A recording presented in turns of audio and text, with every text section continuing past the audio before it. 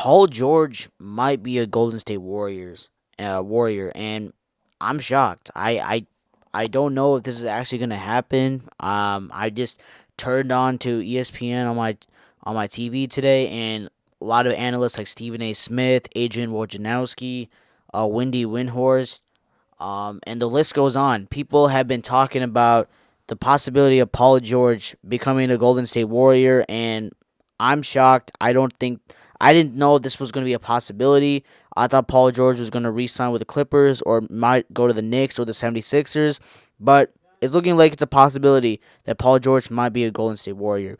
What is good, YouTube? Welcome back to another video, and today let's talk about Paul George and why I believe he going to the Golden State Warriors might be really good or really bad for the Warriors. So yeah, as you guys know, I am a Golden State Warriors fan. Steph Curry is my favorite player. I really love watching the Warriors and really love this team.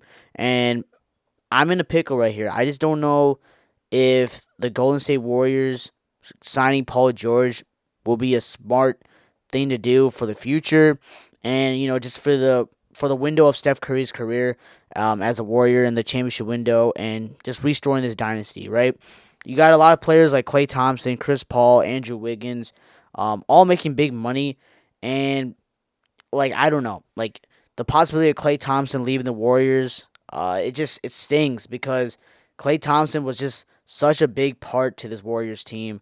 2011 splash brother to Steph Curry. The Warriors don't win those four championships without Klay Thompson, right? And a lot of people are blowing to proportion what Klay Thompson did this season, right? In Klay Thompson's down year, Klay Thompson averaged 17.9 points and shot 39% from the three.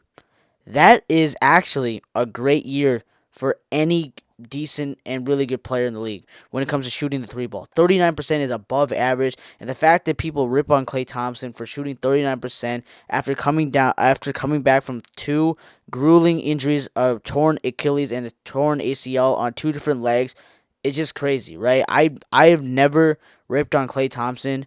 I have a little bit when he didn't play well, but again, I've always knew that Klay Thompson, he's never going to be the same because of his injuries, and the fact that people in the media keep saying that Klay Thompson is not the guy and he's just not as good, and has zero value is just nonsense to me. I think Klay Thompson is a solid player. He's not a two-way player anymore, meaning he can't play the best defense. I don't think he has a really good his defense is two-way. Defense has gone down. I don't think he can move as quick, but again, his shooting is still there. He can still shoot lights out. So whatever team picks him up, I don't think it's going to be the Warriors. I think the Warriors are not going to give Klay Thompson a contract he wants, and I think Klay Thompson deserves to get a bag, man. I think a lot of people are going to disagree with me, and that's fine. Everyone's entitled to their opinion, but I think Klay Thompson is still a solid player. He's still a starter in the league. He's a really good three-point shooter. People are going to bring up the 0 for 10. That's just one bad game he had. Again, from All-Star break, he shot 42% from the three. That's still really, really good. Like, I just don't understand what people are saying that Klay Thompson's washed. It just does not make any sense. People just want to talk. But anyways, this video is not about Klay Thompson. It's about Paul George, right? The reason why I brought up Klay Thompson is if the Warriors want to get Paul George, they need to make a decision on Klay Thompson. Because if Klay Thompson is a Warrior and he's getting max dollars, yeah, Paul George cannot be a Warrior. So Klay Thompson cannot be signed if they want Paul George. Chris Paul needs to be on. $30 million for Chris Paul. I think the Warriors are going to waive that or do a sign and trade and get rid of him. I like Chris Paul. He's a solid player, but again, he's really old, 39 years old. The Warriors just cannot afford to pay $30 million for Chris Paul. Andrew Wiggins, he's making $26 million next year and then $28 million in 2026. You got to find a way to get rid of him too. I think Andrew Wiggins has had his time in the Warriors. I think he's been a big salary hit. He is still a really good two-way player. He did have a little down year last year, but again, I think Andrew Wiggins is a solid player. I think any team would want him. The only problem is his contract. His contract is a big issue. But trading him, you got to cut your losses. I think you got to trade Andrew Wiggins, do a sign and trade to get Paul George. You might have to do like Andrew Wiggins, Chris Paul, Moses Moody, and the sad part is you might have to give up Jonathan Kuminga, the rising star from the Golden State Warriors. The reason is the Clippers, they're gonna want some star to come play for them, right?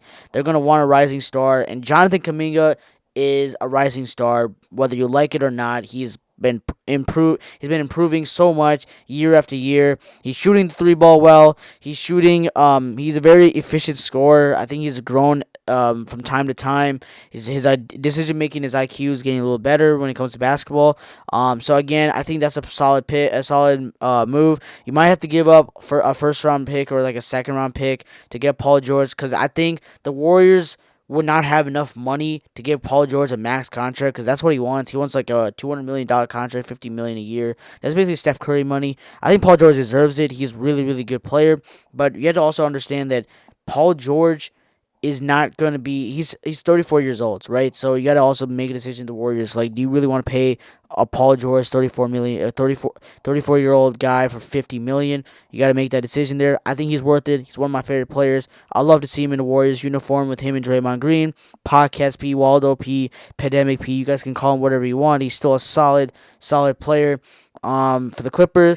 But I can also see the Clippers re-signing him. Like, I could see them changing their mind, but I don't think that's gonna happen. They've basically made it known that they're not giving him more than Kawhi Leonard, which it just doesn't make sense, because Paul George, in my opinion, has been more consistent than Kawhi Leonard. Kawhi Leonard's obviously a better player, but Kawhi Leonard has not been healthy, not been there for the team when it matters the most.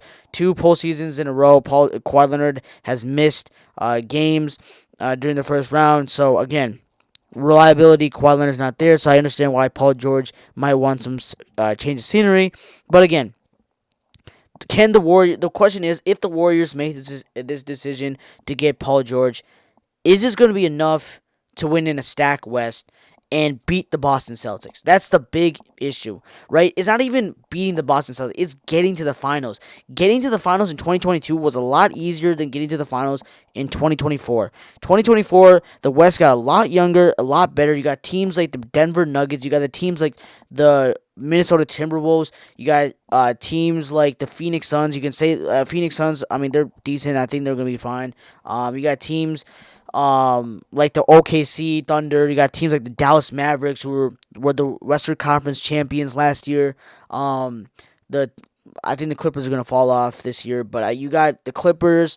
I don't even know what else. You have the Kings. Like, you have so many teams, like the Pelicans, the Lakers. Like, winning in the West is really, really hard. Like, that alone is getting to the finals is hard enough, and beating the Boston Celtics is just another thing, right? The Celtics have depth. You need depth to beat the Celtics. You don't need a super team. Like, super team, you need 2 solid stars and depth. The reason why the Mavericks lost to the Celtics is because they didn't have depth. They didn't have 3-point shooting. They didn't have players other than Kyrie Irving and Luka Doncic to step up for the Mavericks to beat the Celtics. When Jason Tatum and Jaylen Brown don't play well, the people like role players like Drew Holiday. I don't know why I'm calling Drew Holiday a role player, but he is a role player on the team. Drew Holiday, Derek White, Kristaps Porzingis, Al Horford, Sam Hauser. Like, they all come and step up and help the team win. Jason Tatum did not play good in the finals. Jaylen Brown didn't even play that great in the finals. They still found a way to win because they have depth. They have great 3-point shooting, and it just comes back to the Warriors, right? If you're going to give up all these players like Chris Paul, Andrew Wiggins, Jonathan Kuminga, Moses Moody, and some first-round picks, are you going to have enough to get Paul George and get a good enough team to win the West? Because that's the goal for the Warriors, right? If you're going to give up a lot and mortgage their future, you're going to have to contend, right? And do you have enough to contend? Or is it time to, just cut your ties with all these players and, trade some players, get some picks, and start the future, right? The Warriors have had a dynasty.